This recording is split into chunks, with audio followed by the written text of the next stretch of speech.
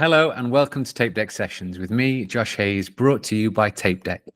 TapeDeck is the new online platform that connects casting directors with actors and creatives to receive, organize, and view self-tapes on one easy-to-use platform. Thank you very much for joining us. Here on TapeDeck Sessions, we chat to some of the most exciting actors, agents, casting directors, and creatives working in the industry today. Today's guest is a theatre director with a growing reputation as one of the most exciting emerging talents in the business today. Born and raised in northwest London, she has already worked with such companies as the Lyric Hammersmith, Soho Theatre, Tallowa, RADA, The Kiln, and Hampstead Theatre, to name but a few. It is our great pleasure to welcome to TapeDeck Sessions, Jessica Mensah. Hey, Josh. Oh, such a cool hello. Thanks very much for joining us. How are you doing? I'm good, thank you. Thanks for having me. I'm excited to talk today. Oh, good. It's our absolute pleasure. So, Jess, the first question we ask everyone is take us right back to the very beginning. How did you get your start in the business? Okay, right back to the very beginning. I think so. I studied a degree called Theatre Performance at Gilbert School of Acting, University of Surrey. And part of that was I had a placement year. And I feel like that placement year literally changed my life. I know it sounds cheesy, but it literally did. So I did a placement year at Kiln Theatre. This was in 2017. And throughout that year, I was working in the creative learning department, did a few outreach projects. But at the same time, Kiln asked me, what are you interested in? Which was directing and producing at the time. So then they connected me to other theatres like the Young Vic, who did courses such as Introduction to Directing, and Battersea Arts Centre that did the Young Producers Programme. And throughout the year, I did that and worked at Kiln. And then towards the end of it, I sort of got my first assistant directing job, which randomly came through a conversation with an artistic director that I really loved their show. It was Queens of Sheba, which was written by Jessica Hagan and Ryan Kelly Cameron. And I went to see it at Camden's People's Theatre. Then I said, I'd love to just observe the rehearsals because they're going up to Edinburgh Fringe. And he was like, what role would you want? And I said, assistant director. And then I ended up being the assistant director for their show. And so that was sort of the start of it. And then from there, I've just been making my work and trying to get more experience through it. So yeah. What an amazing thing. What a great thing to hear of just asking the question of, hey, yeah, I really love what you do. I want to work with you. Yeah. It worked out. Yeah, it really did work out. So what was it that attracted you to directing initially? I believe it was, I think it's the role itself. So I think I've always loved theatre. And when I was younger, I wanted to be an actor, but then became a bit more conscious about acting. So then I think I was thinking to myself, okay, how do I still be part of the creative aspect of it, but still sort of like be a bit more behind the scenes in terms of organisation? And I think I saw a play called The House That Will Not Stand, hilarious at Kiln Theatre back in the day. And I watched that going, wow, I absolutely love that piece of theatre. I want to make theatre like that. And so I think learning that the role of the director is the person who's in charge of like the creative vision of it is what drew me to it.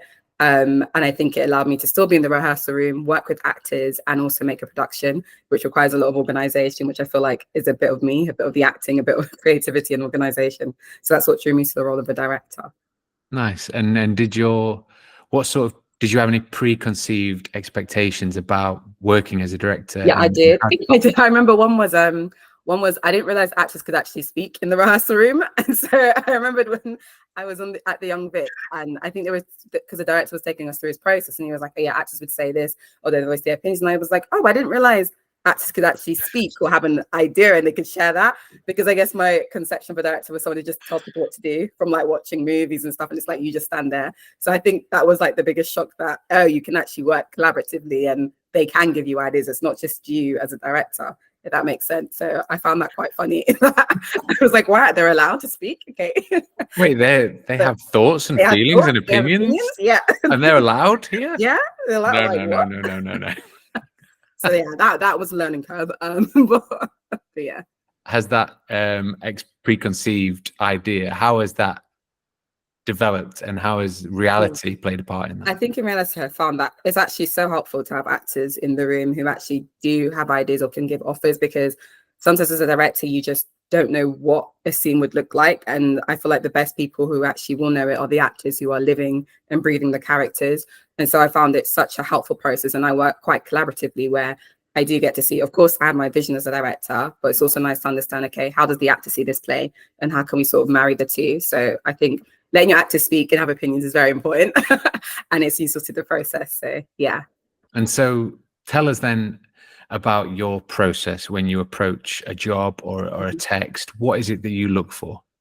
Okay, when I approach a text, I think my biggest thing is trying to just understand what the text is itself and trying to imagine what it feels like and how it would look like on stage. So with that, I'd go through the text, read it a couple of times, write questions that come to mind, and then I go through my facts and questions process, which literally is just talking about looking at the play, looking at what it says about each character, what questions does it give me, and then from that sort of develops the basis, or like my sort of blueprint I have to figuring out, okay, what is this play about? And then I go off to do a lot of research. If it's a new writing play, I'll have many conversations with the writer and ask them those questions, and then take all of that and bring it into the rehearsal room, and then sort of work with the actors on it. And through that, again, it would be going through the facts and questions process, or doing a couple of improvisation activities with them and character development, just to get the play up on its feet. But that's essentially what the process is like for me. And is it always the same, dependent on the text, or is that Yeah, I think facts and questions is like my number one. It's like bread and butter. That is what I feel like you need to do with every play. But I think in terms of like the kind of creative exercises or activities I'll do with actors, I think it depends on the play and what it lends itself to, because I realize that every play is so different that sometimes it might be like, okay, this play we have time to talk about it. Other plays it's just like, okay, we just go get up on its feet and hope for the best in a way. But I do feel like, I think it does vary from play to play, because each play I think you learn something new and you learn how to approach it in a different way. Yeah. And talk to us then about casting. How important is the casting process when you're casting a play or film, whatever it is you're working on, and how do you approach that? I think the casting process is so important, because I guess it's the place where you choose the actors you're going to be working with for a long time, actors you need to trust as well and see what their capabilities are. So for me, I feel when I do a casting audition, I'm looking for, okay, A, has the person read the play? Because I've definitely been, and what's it, cast of people who haven't read the play, and you can sort of tell. Seeing how they understand the play, what do they like about it? Why do they want to do this play? Is it just another job opportunity, or do they actually find a connection or something that they're interested about it? And then when I then get them to do sort of a couple of tasks or activities, I think the most important thing directors are looking for is someone who can listen and who can actually take direction. Because I think sometimes you do find some actors, you'll say something and it's not that they haven't either understood it, or they're trying to do it their own way. And it's like, oh, actually, but this is what I said. And I think that's something key, because I feel like later on during the actual rehearsal process, when problems crop up, you want to be able to work with that person and make sure you both sort of get along. And I think it's just a relationship as well. Like, what's that person's energy?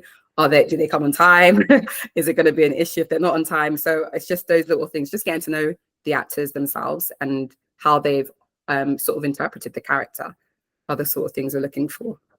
That's really nice. That's I always love to hear from directors what sort of things they love to see in an audition room or on a tape. What is it that you really like to see? I really like to see, I think it might sound strange, but I think I say authenticity in the sense of the an actor feeling like when they are playing a character, just adding their flair, not trying to look for what I want, if that makes sense. Just, I want to know, okay, you as yourself, if it's you, Josh, like, how do you interpret this character? Because I think sometimes you as a director, you can read the script and go through your facts and questions and go, this is exactly how the character is. But then an actor comes and it's like, actually, your interpretation is much more better than what I had thought the person was. So I think just seeing, okay, whilst you as an actor have agency to just show us what you think that character is, like, feel free to go wild with it, I'd say, because again, it makes, in my opinion, a much more interesting process. You as a director and actor coming together to make this character come to life. So yeah, nice. And then conversely, you hear some horror stories from auditions. What is it that really turns you off in an audition room or on a tape? I'd say,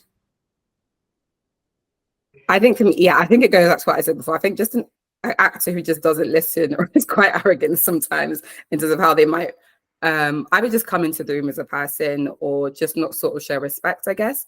But yeah, I think listening and showing that you are able to respect other people and just also take on board what you've said as feedback will be very useful, because I've definitely been in some rooms where sometimes actors, you'll be giving feedback and they're really fighting against it, and you're like, but I just need you to at least try, especially when actors don't give something a go, even if it might feel like, even if it doesn't feel right to them. I think have a go and then give the opinion on it. I think it's so much harder to move forward if an actor's straight up like, yeah, no, I don't think that's right, because then it stops you as a director from exploring things. So just definitely being open to give things a go, unless of course it makes you uncomfortable. But yeah, you've worked with some lovely people, great CV, and yet you're still relatively new to the industry. How has your approach to the work changed over the years? Do you think it's changed quite a lot? I think one thing that's definitely, I feel like I've changed is, I guess, how I see people who are sort of ahead of me, if that makes sense. So like an artistic director who, I think when I first started, it was such a thing to be noticed by people. And I think it still is today, if that makes sense. It felt like, oh, I need to be, if I go to a press night, I need to be next to this person. I need to speak to this person in order to get a job and stuff like that. And I think as time went on, I was just like, I think I realized that I think when you start off, when you're earlier on in your career, it feels like you must be noticed and you have to put yourself out there, which you do. But sometimes it can feel a bit, I feel like I don't really like it, because I felt like I was just depending on people to give me jobs, if that makes sense. I felt like I had to put on this sort of facade to be like, let me talk to you. But then it felt like I'm only talking to you because I want to get something from you, if that makes sense.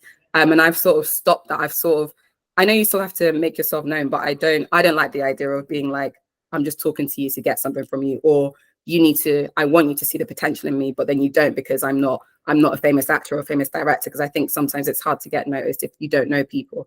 So I think I've sort of come to the consideration of, I guess, those who will see me or want to interact with me will. And I think I'm just being myself more and just speaking to people I am interested in, not to get a job, just to know you as an artist, know you as a creative, either get advice, and just know that I don't have to always try to be in those certain rooms to get noticed, because sometimes those people who are at the top don't even want to notice you sometimes, which is quite harsh to say, but I think it just makes you feel like you're always hungry on that and being noticed, rather than making your work and growing as an individual and realizing that one day, actually, you will hopefully be in that position where you can give other people jobs or be able to go, I can just be myself. So I think definitely how I approach jobs and how I approach people is something that's changed in that time for me.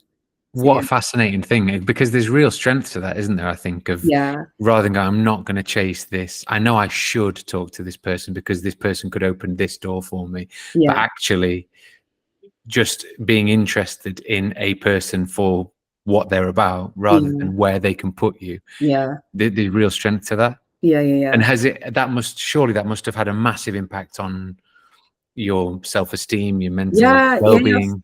For sure, because I think it made me go, I don't have to just, because I think, as I was saying, it felt like before I was like relying on people to get me to places, and now I'm at places where I'm like, no, like, I mean, hilariously, I'm usually not a fan of press nights, because I usually hate the whole having to network and like stuff, because it felt like it was quite cliquey, if that makes sense. So usually I go to a press night and I go home, because I'm just like, so I find that I'm much more, what's it called? I think it's just helped me to be confident in who I am and know what I can bring to the table, because again, I think it's hard especially when you're a director, it feels like no one knows what you can do until you can show them your work, but then you need money to make the work. And it's like, how do I get the opportunity? But I think it's just made me believe in myself more and go, you know what, those who will notice me will notice me. And I know I have something to offer. I don't have to always rely on the person at the top to give me a job, or feel like my career is over if I haven't spoken to this person. So I think it's helped me navigate the kind of rooms and people I want to work with. Whereas before, I think I'd go, I just want to work with everybody because I need to get to the top.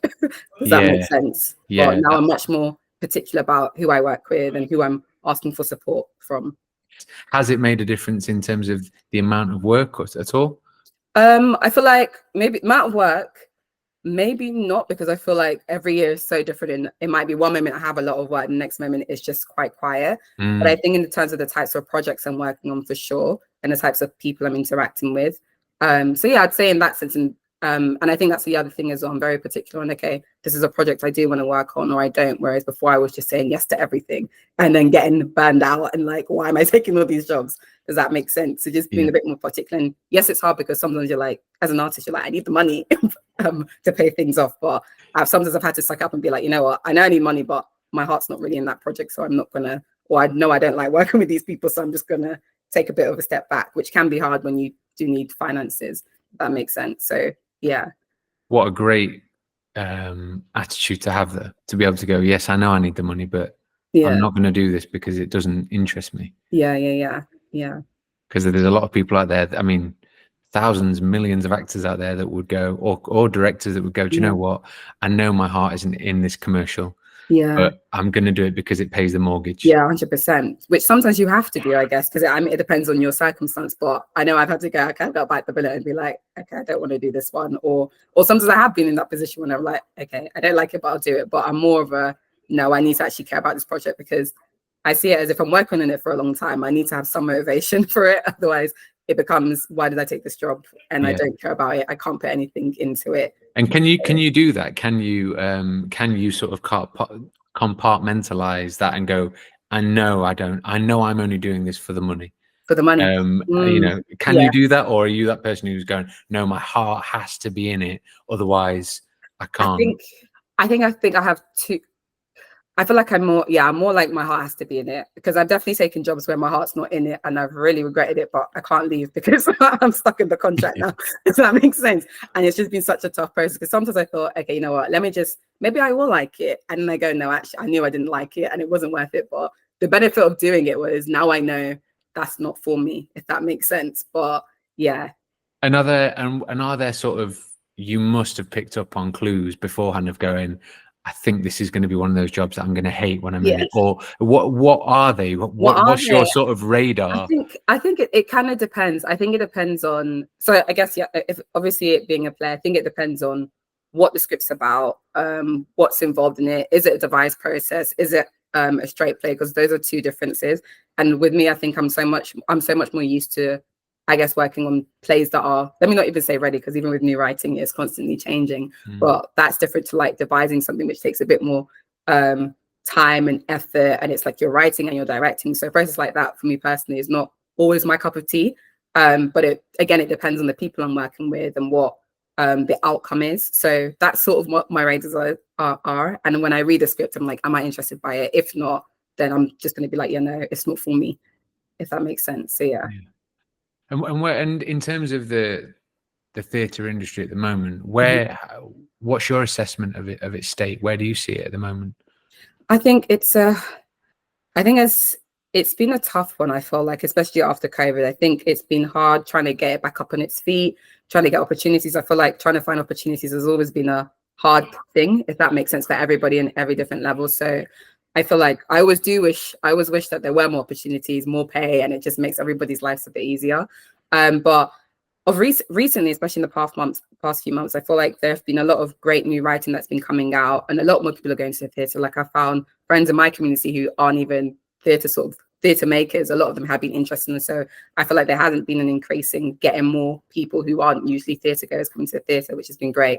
But I think in terms of opportunities and training, I think so much more can still be done, if that makes sense. But of course, it all requires money, which is always the thing that we're struggling with. So yeah. Nice. Okay, Jess. So at this point in the conversation, we ask our guests some quick fire questions. Cool. So, Jess, give us 3 things you love about your job. 3 things I love about my job. I love that I get to work with people. I get to bring a page to life on stage, and I love that I get to. What would be the third thing? I think weirdly, I do love the process between seeing an audience's reaction towards what we've made, because I think that's always what I look out for, even when I'm working with actors. Of course, I'm meant to be looking at the actors, but I love, okay, how does an audience react to it? Because for me, that's like, okay, I've done my job in terms of if they've taken something from it, if they're laughing at it, if they're crying. Like, I'm like, okay, I can definitely see I've been successful by an audience react. So those are the top 3 things I love about it. Nice. Okay. And if you could change one thing about the industry, what would it be? I think it goes back to paying. I wish we could pay people more. I wish there could be more permanent jobs in the industry, so that it doesn't feel like you have to give up theatre and do something else. So yeah, I wish it could be a salary job that everybody could just be happy with and make enough money from, because then we'd all be happy. Exactly. Yeah. Then we'd all be happy. Okay, so money's no object. You can direct any play, musical, or film. What are you going to direct and why? Film. Oh, I would direct a Marvel film. Really? I would. That's like one of my dreams. I don't know how I'm gonna get there, but I would direct a Marvel film. I really Talk would. to us more about that. Why Marvel? My That's mother, so out of left field. I know, it's really like out. Because I'm a Marvel fan, and I think it's funny because before I didn't think I was such a into Marvel, but I think I just love the science fiction and all of it, and I think it's films like that are so technical as well. I always find like there's so much more technology and sort of sci-fi that's within it that I'm like, okay, as a director, how would you approach such a experience? And I'd love to see like them sort of teaching the actors fighting and like the green screen aspects of it. So I feel like there's so many different parts to it that I'd love to be part of that, and just being on a set like that with like, that's my absolute dream, is to be able to go on a Marvel set and see how the film is made from beginning to the end. So yeah, I'd love it. I think it's so adventurous, and there's so much within Marvel films that I'd absolutely love to see one and direct one. That would be a dream. Amazing. An That's brilliant. dream. Yeah. Okay. So Jess, next question. You are stranded on a desert island. Yeah. You can take one film, one play, and one musical with you. What are you taking? One film. It'd be Blindside for the one film. Really? Yeah. The Sandra Bullock film? Yeah, with Sandra Bullock. Yeah, absolutely loved it. That film, I've watched it many times. It's made me cry. Absolutely love that film. To be and what was the other one? A play and a musical. A film, a play, and a musical. Musical, Hamilton, easy. Hamilton, easy one. And a play, which play would I take? I wish I could say that you're the first person that said that. Really? Oh, I guess not. I feel like it needs to be more unique, isn't it? And one play. It's funny that I'm struggling to play, which is what I work on all the time. What play? I'm trying to think what I've seen recently. It would be Misty by Rinze Kene that I saw at the Bush Theatre. Yeah, Misty. Absolutely loved it. Nice. Yeah. Fantastic. Okay, great. And then finally, Jess, give us an actor or a casting director or a creative that you think we should be on the lookout for over the next months and years.